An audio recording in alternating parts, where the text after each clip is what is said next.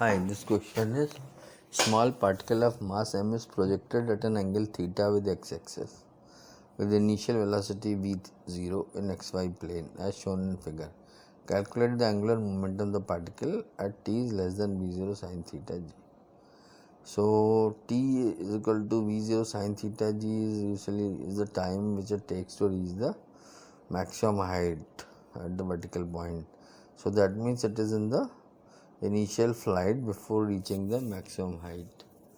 Okay, so that means v0 cos theta is positive x-axis, v0 sin theta is positive x-axis. Okay, so we can write that r position of the object would be, what will be the position of object at time t? So on the x side it will be v0 cos theta t, so v0 cos theta ti, and j would be v0 sin theta t minus half gt square. G is the gravitational acceleration in the downward direction and that is j. Okay, so the total r component would be the position vector would be v0 cos theta ti plus v0 sin theta t minus half gt square j. Okay, now what is velocity at that point? Because we know that angular momentum L is equal to, what is L? L is equal to m in bracket r cross b. Okay, so we will find r cross b. So velocity is going to be v0 cos theta I. Okay, on the j side, what is the velocity? Velocity will be v0 sin theta t minus gt. Okay, s is equal to ut plus half at square is the formula we have used. So we have again I and j component here. Okay, so now we will find angular momentum L is equal to m r cross v. So how do we do that? We have two vectors in ijk. So what we'll do is make a matrix. This is how you can, this is another approach of doing vector cross multiplications.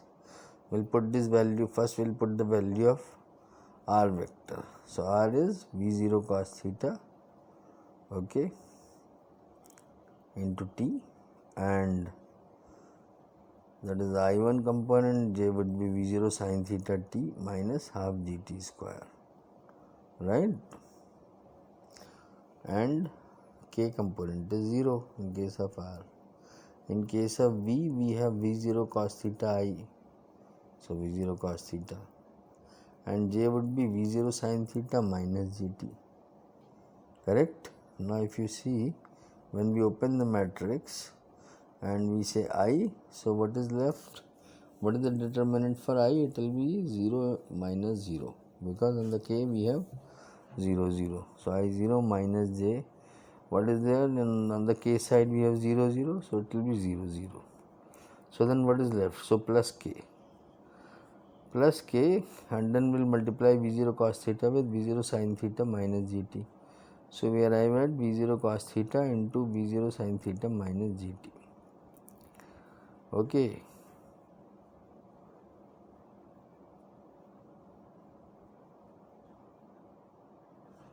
we have expanded it right here, v0 cos theta, v0 sin theta t, okay, minus v0 cos theta, okay, into gt, right, minus v0 cos theta into v0 sin theta, okay, t, and minus become plus half gt square v0 cos theta. Okay, we are missing a t in statement. I have made a mistake. It is v0 cos theta into, there will be a t also on top.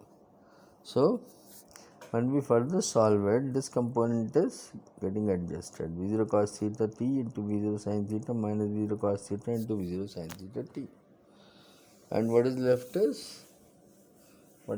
is minus half gt square V0 cos theta, because we had a plus gt of V0 cos theta. Okay, so answer is minus half gt square, okay, minus half mgt square V0 cos theta, B. That is the answer. Not very difficult question, and direction is K, right?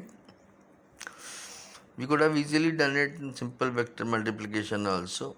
I goes with j, j goes with I, okay, and there is nothing in K, so I goes with j makes it K, and j into I makes it minus K. So that was another approach we could have done it. But I thought of putting it in a matrix form and then solving it. Okay. Thank you.